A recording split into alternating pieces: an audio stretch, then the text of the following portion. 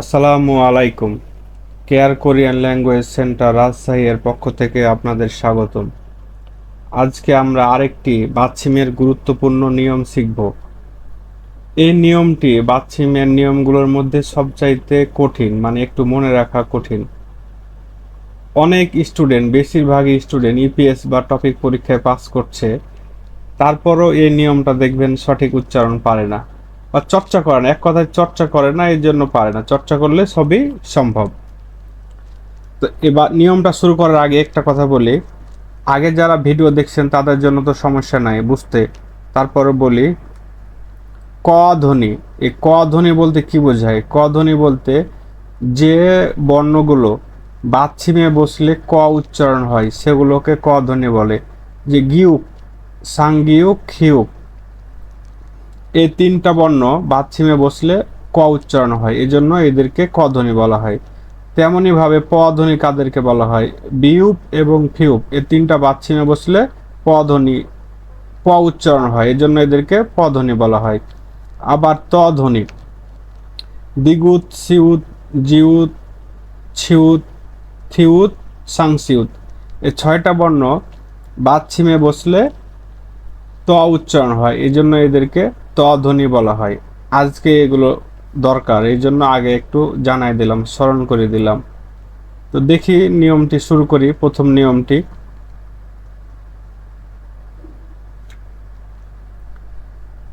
বাচ্চিমে যদি ক ধ্বনি থাকে, বাচ্চিমে যদি ক ধ্বনি থাকে, গিউক, সাংগিউক, খিউক, এরপর যদি এ পাঁচটা বর্ণ গিউক, দিগুত, বিউপ, সিউত, জিউত, মানে এ পাঁচটার যে কোনো একটা, বাচ্চিমের যদি এ তিনটার যে কোনো একটা বর্ণ থাকে এবং তারপর যদি এ পাঁচটার যে কোনো একটা বর্ণ থাকে, তাহলে এ পাঁচটার মানে তাহলে এ পাঁচটা বর্ণের উচ্চারণ সাংগিউকের মতো উচ্চারণ হবে। তখন আর উচ্চারণটা হয়ে যাবে ক। দ্বিগুত থাকলে ত, বিউপ থাকলে প, সিউত থাকলে সাংসিয়তের উচ্চারণ হবে স, তারপর জিউত থাকলে উচ্চারণ হবে চ। এখন কথা হচ্ছে এই পাঁচটা বর্ণ মনে রাখা সহজ। সংযুক্ত ব্যঞ্জন বর্ণ কয়টা? পাঁচটা। সাংগিউক, সাংগিউক, সাংদিউত, সাংবিউক, সাংসিউত, সাংজিউত, এই পাঁচটা হচ্ছে ব্যঞ্জন বর্ণ, তার একটা একটা রূপ থাকবে। যখন এগুলো থাকবে তার উচ্চারণগুলো সাংগিউকের মতো উচ্চারণ হবে। একটা উদাহরণ দেখি, তাহলে আপনাদের সবচেয়ে সহজ হবে। লেখাটা বড় মনে হচ্ছে, অনেকে লেখা দেখলে বুঝে কথার চাইতে, এই জন্য লেখাটা একটু বড় করছি। বাচ্চিমে যদি ক ধ্বনি থাকে, এরপর যদি এ পাঁচটা বর্ণের যে কোনো একটা থাকে, তাহলে এই পাঁচটা বর্ণের উচ্চারণটা চেঞ্জ হয়ে যাবে। গিউক থাকলে সাংগিউক হবে, দ্বিগুত থাকলে সাংদিউত হবে। দেখি একটা উদাহরণ, তাহলে আপনাদের সহজ হয়।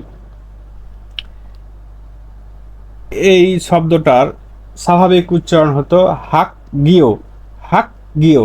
বাচ্চিমে গিয়ক থাকলে ক, আর গিয়ক তো মাঝে থাকলে গ হয়, তাহলে হাক গিও। কিন্তু এর সঠিক উচ্চারণ হচ্ছে হাক্কিও। কেমনে?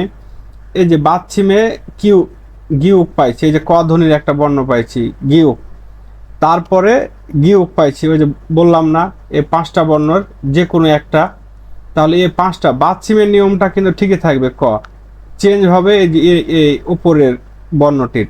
তাহলে এখানে গ না হয়ে এর উচ্চারণটা হয়ে যাবে কি? সাংগিয়কের ক, সাংগিয়কের ক। তাহলে এর উচ্চারণটা হবে হাক্কিও, এর উচ্চারণটা হবে কি? হাক্কিও। লেখা থাকবে এরকম, কিন্তু উচ্চারণ করবেন এভাবে, হাক্কিও। আবারও বলি, এই যে এখানে দেখি, তাহলে সহজ হবে। মক্তা মানে খাওয়া, সাধারণভাবে এর উচ্চারণ হচ্ছে মকদা, কিন্তু দেখেন ক ধ্বনির একটা বর্ণ পাইছি গিয়ক, তারপরে এই পাঁচটা বর্ণের যে কোনো একটা পাইছি দ্বিগুত, তাহলে এই দ্বিগুতের উচ্চারণটা হবে কি? সাংদ্বিগুতের উচ্চারণ হবে। এখানে দ্বিগুতের দ উচ্চারণ না হয়ে হবে সাংদ্বিগুতের ত, সাংদ্বিগুতের ত, সাংদ্বিগুতের উচ্চারণ কি? ত। তাহলে এর উচ্চারণটা হবে কি? মক্তা। তাহলে এর উচ্চারণটা হবে মক্তা। আরেকটি উদাহরণ দেখি, তাহলে সহজ হবে। খুক বাপ, স্বাভাবিক উচ্চারণ খুক বাপ, কিন্তু না, এর স্বাভাবিক উচ্চারণ হচ্ছে খুক পাপ, খুক পাপ। বাচ্ছিমে ক ধ্বনির একটা বর্ণ পাইছি, তারপরে 5টা বর্ণের একটা পাইছি বিউপ, তাহলে এই বিউপের উচ্চারণটা ব না হয়ে হবে প, ব না হয়ে উচ্চারণটা হবে প। তাহলে উচ্চারণটা এরকম হবে খুক পাপ, খুক পাপ, মানে ভাতের স্যুপ। এ খুক মানে স্যুপ, ভাপ মানে ভাত, তাহলে ভাতের স্যুপ।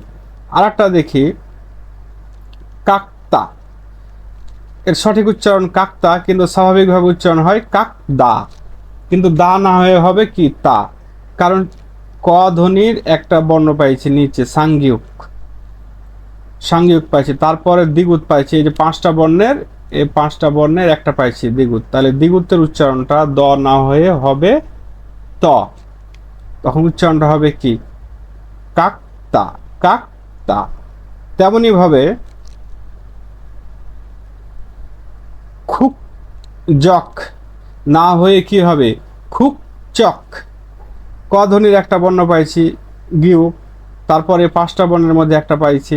এখন এই 5টা বর্ণ কীভাবে মনে রাখবেন, যে 5টা বর্ণ সংযুক্ত ব্যঞ্জন বর্ণ, ওই 5টা বর্ণই এই জিউত থাকলে আর উচ্চারণটা সংযুক্ত ব্যঞ্জন বর্ণের উচ্চারণ হবে চ, মানে জ না হয়ে হবে কি চ, তাহলে এর উচ্চারণটা হবে খুক চক, উচ্চারণ এরকম হবে খুক চক।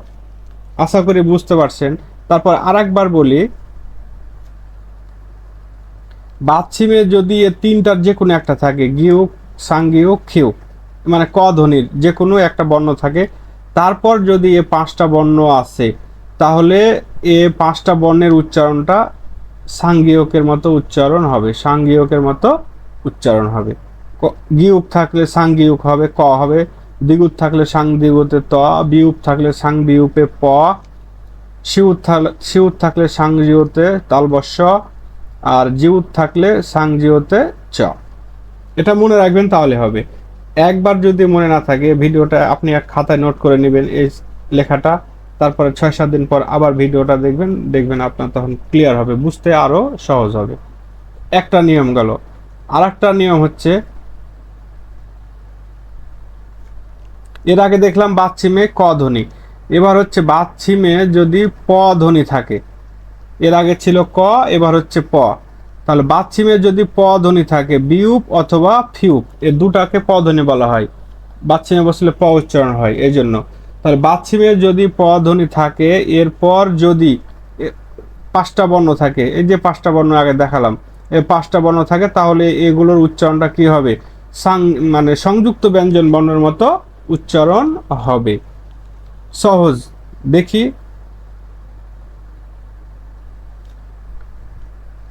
স্বাভাবিক উচ্চারণ হচ্ছে ইপগু, ইপগু, কিন্তু এর সঠিক উচ্চারণ হচ্ছে ইপকু, ইপকু। কারণ দেখেন এই যে আগে ছিল ক ধ্বনি, এখন হচ্ছে প ধ্বনি, তাহলে প ধ্বনির একটা বর্ণ পাইছি বিউপ, এই বিউপের পরে গিউক পাইছি, তাহলে গিউকের উচ্চারণটা গ না হয়ে হবে কি ক, গ না হয়ে হবে ক, এর জন্য এর উচ্চারণটা হবে ইপকু, ইপকু, মানে প্রবেশদ্বার বা কোনো বাড়ির হচ্ছে প্রবেশদ্বার, মানে গেট, মেন গেট, বা কোনো স্কুলের মেন গেট বা কোনো পার্কের মেন গেট, এটাই বলা হয় ইপকু। তেমনই ভাবে ছাপদা না হয়ে সঠিক উচ্চারণ হবে ছাপতা, তাহলে প ধ্বনির একটা বর্ণ পাইছি বিউপ, তারপরে দ্বিগুত পাইছি, এই দ্বিগুতের উচ্চারণটা দ না হয়ে হবে ত, দ না হয়ে হবে কি ত, সাং দ্বিগুত, ছাপতা, ছাপতা। তারপর হচ্ছে ইয়ফ জিপ না হয়ে উচ্চারণটা হবে কি ইয়ফ চিপ, প ধ্বনির একটা বর্ণ পাইছি ফিউ প, তারপরে জিউত পাইছি, তাহলে জিউতের উচ্চারণটা হবে চ, জিউতের উচ্চারণটা হবে কি চ, তাহলে এর উচ্চারণটা হবে ইয়প চিপ, ইয়প চিপ। এই 5টা বর্ণ মনে রাখা সহজ, সংযুক্ত ব্যঞ্জন বর্ণ যে 5টা বর্ণ, ওই 5টা বর্ণ থাকলে ওর উচ্চারণটা হবে কি সংযুক্ত ব্যঞ্জন বর্ণ, যদি বাচ্ছিমে প ধ্বনি থাকে। তেমনি ভাবে এর উচ্চারণটা দেখেন আফকিল, কেমনে হলো, এই প ধ্বনির একটা উচ্চারণ বর্ণ পাইছি, তারপরে গিয়ক পাইছি, তাহলে গিয়কের উচ্চারণটা হবে সাংগিয়ক, গিয়ক হয়ে যাবে কি সাংগিয়ক, এর উচ্চারণ মানে লেখা থাকবে এরকম, উচ্চারণ হবে এইরকম আপ গিল, সরি এখানে বিউপ হবে না, এখানে হবে কি ফিউপ, এখানে মিস্টেক লেখার সময় টাইপিং মিস্টেক, এখানে ফিউপ হবে, তাহলে উচ্চারণ হবে কি আপ কিল, আপ কিল। আর একটা দেখি ফপ জক, না হয়ে কি হবে ফপ চক। বিউপ পাইছি প ধ্বনির একটা বর্ণ, তারপরে পাইছি জিউত, তাহলে জিউতের উচ্চারণটা নিয়ম অনুযায়ী হয়ে যাবে কি চ, তাহলে উচ্চারণ হবে ফপ চক, ফপ চক।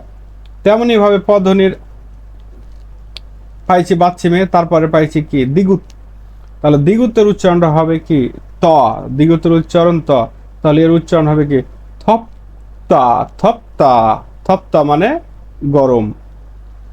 এ পাঁচটা বর্ণ মনে রাখবেন, সহজ সংযুক্ত ব্যঞ্জন বর্ণ যে পাঁচটা যদি পাই প ধ্বনির পরে বা ক ধ্বনির পরে, তাহলে সংযুক্ত ব্যঞ্জন বর্ণের মতো উচ্চারণ হবে।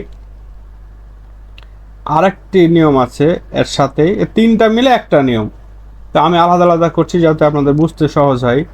ত ধ্বনি, তাহলে এই ছয়টা বর্ণ বাচ্ছিমে বসলে ত হয়, এই জন্য বাচ্ছিমে যদি ত ধ্বনি থাকে, ত ধ্বনি থাকে মানে এই ছয়টার যে কোনো একটা বর্ণ থাকে, এরপর যদি এ পাঁচটা বর্ণ আছে, এরপর যদি এ পাঁচটা বর্ণ আছে, তাহলে এই পাঁচটা বর্ণের উচ্চারণ কি হবে চেঞ্জ হয়ে যাবে। গিউপ থাকলে সাংগিউক, দ্বিগুত থাকলে সাংদ্বিগুত, বিউপ থাকলে সাংবিউপ, সিউত থাকলে সাংসিউত, জিউত থাকলে সাংজিউত। তাহলে সূত্র হচ্ছে এ ছয়টা, তারপরে যদি পাই এ পাঁচটা, তাহলে এ পাঁচটার উচ্চারণ হবে কি এরকম হবে সংযুক্ত ব্যঞ্জন বর্ণের মতো। তাহলে একটা উদাহরণ দেখি সহজ হবে।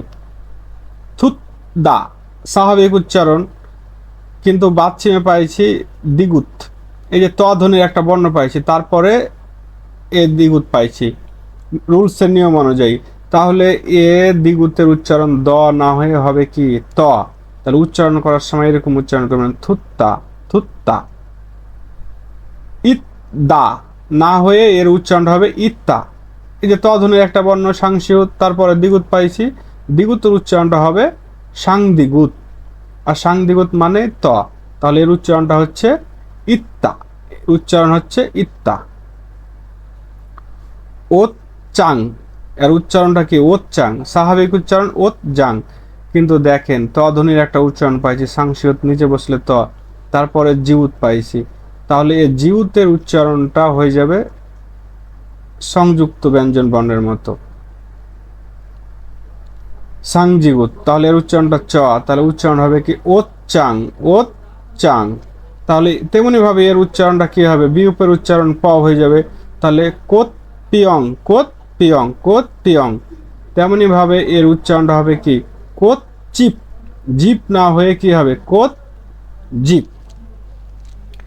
এখন সহজে মনে রাখার জন্য বলি, ক ধ্বনি, ত ধ্বনি আর হচ্ছে কি প ধ্বনি। ক ধ্বনির 3টা বর্ণ, ত ধ্বনির 6টা বর্ণ, প ধ্বনির 2টা বর্ণ। এই বর্ণগুলো যদি বাচ্চিমে থাকে, তারপর যদি এ গিউপ, দ্বিগুত, বিউপ, সিউত, তারপর জিউত, এ 5টা বর্ণ আছে, তাহলে এই 5টা বর্ণের উচ্চারণটা হয়ে যাবে কি সংযুক্ত ব্যঞ্জন বর্ণের মতো।